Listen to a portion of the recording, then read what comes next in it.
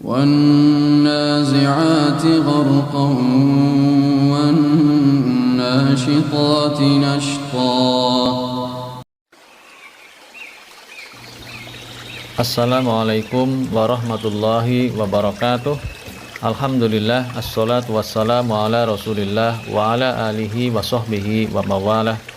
Saudara-saudaraku kaum muslimin rahimakumullah, alhamdulillah pada sore hari ini kita dipertemukan oleh Allah di bulan yang mulia ini. Dan sekarang saya akan menyampaikan beberapa hadis yang disebutkan oleh sebagian dai atau khotib atau kiai yang dijadikan sebagai motivasi atau sebagai sandaran hukum di dalam menjalankan ibadah di bulan Ramadan. Nah, apa yang disampaikan dari hadis-hadis tersebut sebagiannya telah diteliti oleh para ulama ahlul hadis, dan disebutkan bahwa hadis-hadis tersebut adalah hadis yang dhaif, bahkan sebagian dari hadis tersebut adalah hadis palsu. Oleh karena itu kita perlu mengetahui mana hadis-hadis yang termasuk hadis dhaif atau bahkan hadis maudhu atau palsu, sehingga kita tidak lagi menjadikan sebagai hujjah atau sandaran di dalam berhukum, atau bahkan menyatakan bahwa apa yang telah kita pahami itu sebagai sesuatu yang berasal dari Rasulullah SAW. Yang pertama yang akan saya sampaikan kepada saudara-saudara sekalian, yaitu sebuah hadis yang menyebutkan bahwa tidurnya orang yang berpuasa sebagai ibadah. Bunyinya adalah seperti ini: naumus shaimi ibadatun wa sumtuhu tasbihun wa du'auhu mustajabun wa amaluhu mudha'afun. Yang artinya adalah tidurnya orang yang berpuasa adalah ibadah, diamnya adalah tasbih, doanya makbul atau dikabulkan, dan amalannya pun akan dilipat gandakan pahalanya. Hadis ini diriwayatkan oleh Al-Baihaqi di dalam Syu'abul Iman, dan dikatakan oleh Al-Hafidz Al-Iraqi di dalam Tahrijul Ihya sebagai hadis yang dhaif. Demikian pula Syekh Al-Albani menyatakan bahwa hadis ini dhaif di dalam silsilah ad-dhaifah. Hadis yang semakna dengan itu, jamaah sekalian, para pemirsa yang kami muliakan, yaitu perkataan as-shaimu fi ibadatin wa in kana raqidan ala firasihi. Orang yang berpuasa itu tetap dalam kondisi beribadah meskipun dia tidur di atas kasurnya. Ini adalah hadis riwayat tamam dan dikatakan sebagai hadis dhaif oleh Syekh Al-Albani di dalam silsilah ad-dhaifah. Juga masih ada hadis yang lain yang semakna dengan itu, yaitu as-shaimu fi ibadatin wa in kana naiman ala firasihi. Orang yang berpuasa itu tetap di dalam ibadahnya meskipun dia tidur di atas kasurnya. Para pendengar sekalian, para jamaah sekalian, sanad hadis ini maudhu atau palsu karena ada seorang perawi yang bernama Muhammad bin Ahmad bin Sahal. Orang ini termasuk pemalsu hadis. Demikian yang dikatakan oleh Imam Az-Zahabi di dalam kitab Ad-Du'afa. Lalu bagaimana saudara-saudara sekalian? Apakah tidur itu kemudian tidak menjadi perkara ibadah atau tidak bernilai ibadah? Maka kita katakan secara umum bahwa seluruh aktivitas manusia bisa bernilai ibadah ketika sesuai dengan tuntunan Rasul, dicintai dan diridhoi oleh Allah Subhanahu wa taala. Ketika seseorang tidur dalam rangka untuk menguatkan fisiknya, untuk kembali beribadah di waktu berikutnya, kembali beraktivitas di waktu berikutnya setelah bangun dari tidur, setelah capek seharian bekerja, dia niatkan benar-benar lillahi ta'ala. Bahkan mungkin dia amalkan sunnah-sunnah sebelum tidur, dia wudhu lebih dahulu, dia berdoa, dia kemudian miring ke sisi kanan lebih dahulu, maka ini menjadi bernilai ibadah. Tetapi kemudian kalau tidurnya dengan alasan sekedar untuk beribadah dengan sandaran dari hadis yang lemah tadi, dia tidur dengan meninggalkan perkara-perkara yang sunnah, bahkan tidur dengan meninggalkan perkara-perkara yang wajib, maka ini menjadi hal yang tidak tepat dan tidak bisa dibenarkan.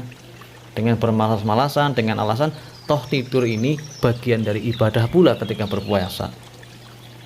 Demikian yang perlu kita sampaikan kepada saudara-saudara kita, bahwa seluruhnya bisa bernilai ibadah ketika sesuai dengan proporsinya.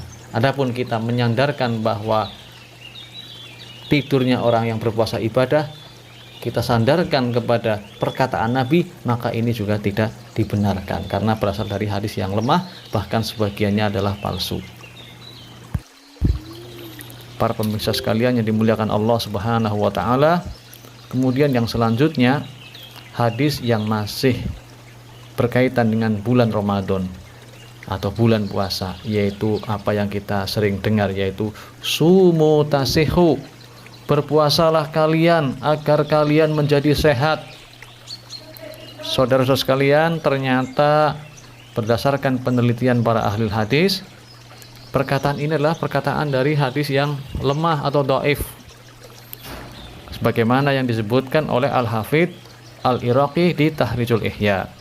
Demikian pula Al-Albani menyebutnya di dalam silsilah ad-dhaifah. Bahkan As-Saghani mengatakan hadis ini maudhu atau palsu di dalam Maudhu'at As-Saghani. Para pemirsa sekalian, ketika seseorang menjalankan puasa kemudian menjadi sehat, kolesterolnya turun, diabetesnya menjadi stabil atau dalam batas normal, maka ini adalah bagian dari manfaat atau hikmah di balik ibadah puasa. Dan ketika seseorang menjalankan puasa, dia yang mungkin semula badannya kelebihan berat badan menjadi turun, mendekati ideal atau normal, maka ini adalah bagian dari manfaat berpuasa.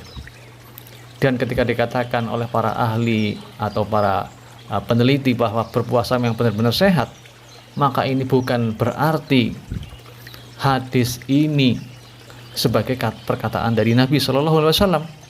Kita tetap mengatakan bahwa berpuasa sehat bisa kita benarkan, tetapi kita tidak boleh mengatakan bahwa berpuasalah kalian agar kalian sehat, ini perkataan Nabi. Kita tidak boleh menyandarkan bahwa itu berasal dari ucapan Nabi Shallallahu Alaihi Wasallam, karena apa yang disebutkan di dalam hadis tersebut adalah hadis palsu. Kemudian saudara-saudaraku yang dimuliakan Allah Subhanahu wa taala, yang terakhir akan saya sampaikan yaitu perkataan yang sering kita dengar bahwa orang yang beramal di bulan Ramadan, maka amalan sunnahnya akan dihitung sebagai amalan wajib. Demikian pula amalan wajibnya akan dilipat gandakan menjadi 70 kali lipat. Ini terdapat di dalam hadis yang ternyata hadis tersebut juga hadis lemah. Yang lanjutan dari hadis ini sudah sangat kita kenal, yaitu suatu ucapan awwalu syahru Ramadana rahmatun wa awsatuhu wa fi riwayatin wa wasatuhu maghfiratun wa akhiruhu itqum minan nar. Awal bulan Ramadan itu adalah rahmat, tengahnya adalah maghfirah atau ampunan, dan akhir dari bulan Ramadan itu adalah itqum minan nar, pembebasan dari api neraka. Ternyata setelah dikaji oleh para ahlul hadis, ini adalah hadis yang dhaif atau lemah dan tidak boleh dijadikan sebagai sandaran. Artinya apa? Saudara-saudara sekalian, semua bulan Ramadan di dalamnya mengandung rahmat, mengandung maghfirah, mengandung pembebasan dari api neraka, sebagaimana disebutkan di dalam dalil-dalil yang lain yang lebih sahih. Dan sebagai contohnya adalah hadis Rasulullah, man shoma ramadhana imanan wahtisaban ghufira lahu ma taqaddama min dzambih. Orang yang berpuasa di bulan Ramadan karena iman dan mengharap pahala akan diampuni dosa-dosanya yang telah lalu. Dan ini tidak terbatas pada awal ataupun akhir Ramadan, ya. Tidak terbatas pada akhir Ramadan diampuni dosanya, tapi awal pun bisa, tengah pun bisa, ketika dia benar-benar berpuasa dengan penuh harap pahala dari Allah, dengan penuh keimanan. Ini adalah hadis yang diriwayatkan oleh Imam Bukhari dan Imam Muslim. Demikian jamaah sekalian, Yang perlu saya sampaikan mudah-mudahan bisa memberikan kepada kita wawasan tentang beberapa hadis dhaif yang selama ini dijadikan sebagai sandaran, dan kembali kita ketika kita beramal, kembali kita kepada dalil yang sahih, kepada dalil dari Al-Quran maupun sunnah yang sahih, yang itu akan memperkuat, akan menambah kita motivasi yang sesungguhnya di dalam menjalankan ibadah, bukan bersandarkan pada hadis-hadis yang dhaif. Barakallahu li wa lakum. Kalau ada kesalahan mohon maaf. Cendrawasih burung irian, terima kasih, cukup sekian. Wassalamualaikum warahmatullahi wabarakatuh. Alhamdulillahi rabbil alamin.